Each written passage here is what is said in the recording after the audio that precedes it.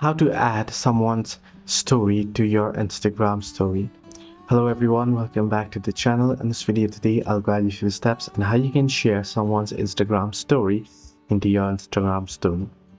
Well, the process is actually pretty simple and pretty easy, so let me guide you through. On Instagram, basically, if someone has added mentioned you on your story, basically, then you will be able to add that particular story into your own story. So to do so, please open up Instagram, and here you can see I've got a notification here. I just added myself.